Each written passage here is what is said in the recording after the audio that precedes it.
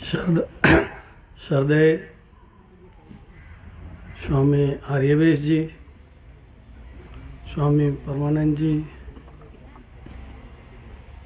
मंचासीन सम्मानित सन्यासीगण और दूर दूर से आए हुए बुजुर्ग और नौजवान साथियों, आज हमारे बीच एक संत, एक सन्यासी या ये कहूँ कि एक समाज सुधारक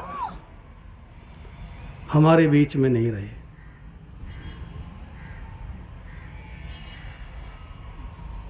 आज उनके जाने से जो स्थान खाली हुआ है वो स्थान भरना असंभव है।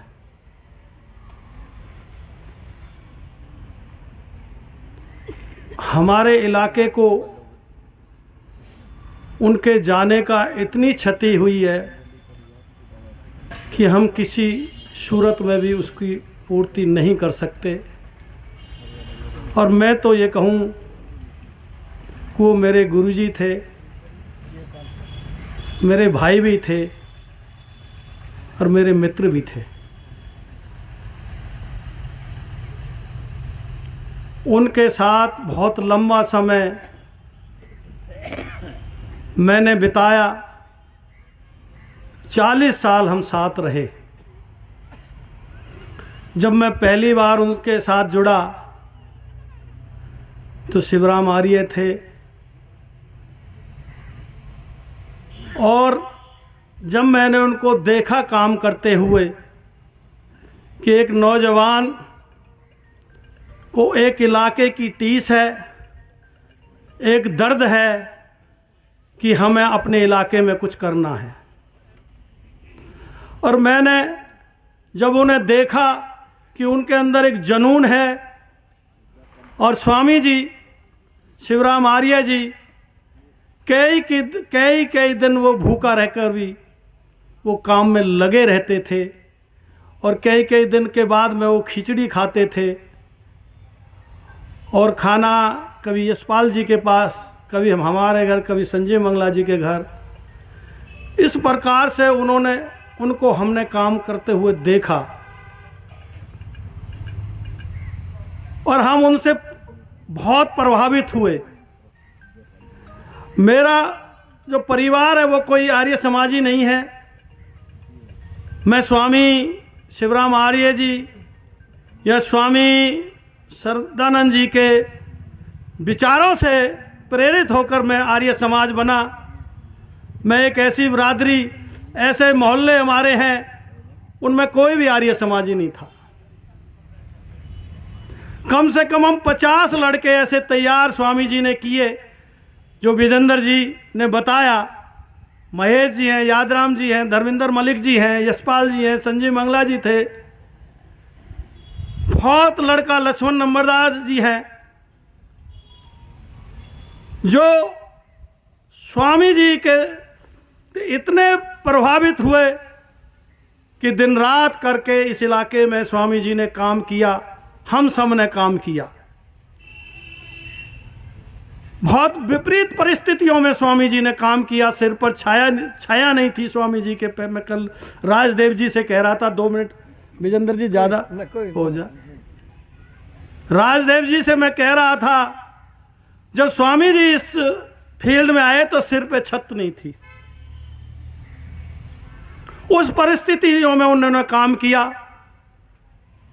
शिविर लगाते थे, गांवों में जाते थे, पैदल जाते थे, 2-3 दिन में अनाज इकट्ठा करते थे, पैसा नहीं होता था और स्वामी जी अनाज लेके आते थे इक्का तांगे में। एक समय ऐसा था कि शिविर लगा लिया, पैसे नहीं थे, स्वामी जी को साइकिल बेचनी पड़ी शिविर के लिए। यहाँ तक स्वामी जी ने काम किया। हमने, स्वामी जी ने कहा साइकिल और आ जाएगी, और कई दफे ऐसी परिस्थिति उत्पन्न हुई कि शिविर लगा लिया और आज खाने को बच्चों को, कल को खाने को नहीं है। उस दिन हमने फिर मांग मांग कर उनका पूर्ति की, और उनको इतनी चिंता ही नहीं होती थी कि मुझे खाना भी है कुछ। उनको एक लगन थी कि मुझे इलाके में बदलना है, हमारे इलाके में जो ये कुरीतियां हैं वो खत्म करनी है। इस प्रकार से स्वामी जी ने काम किया। अब शिविर लगाने के बाद में फिर स्वामी जी का टाइम होता था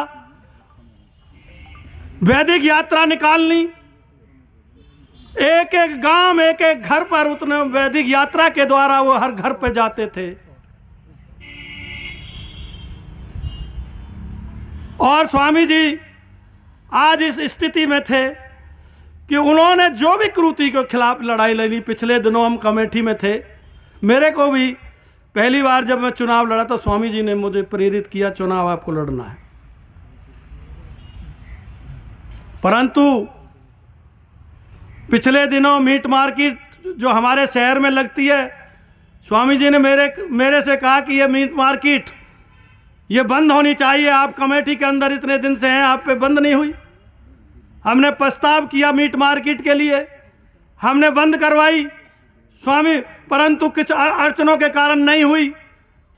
फिर कोर्ट ने कहा कि आप एक जगह दे दीजिए, हमने एक अलग भी जगह दी, परंतु किस कारणों से नहीं हुई। स्वामी जी हाई कोर्ट तक भी गए, परंतु मीट मार्केट आज भी वहीं है। स्वामी जी, मैं तो ये कहूँगा कि हमारे साथी हैं, सच्ची श्रद्धांजलि भी यही होगी कि हमारे यहाँ जो शहर में मीट मार्केट है वो एक जगह जानी चाहिए। मैं सबसे निवेदन है, क्योंकि सब भाई आए, सच्ची उनकी बहुत इच्छा थी कि ये मीट मार्केट एक साइड में जानी चाहिए, पलवल में जगह जगह नहीं होनी चाहिए।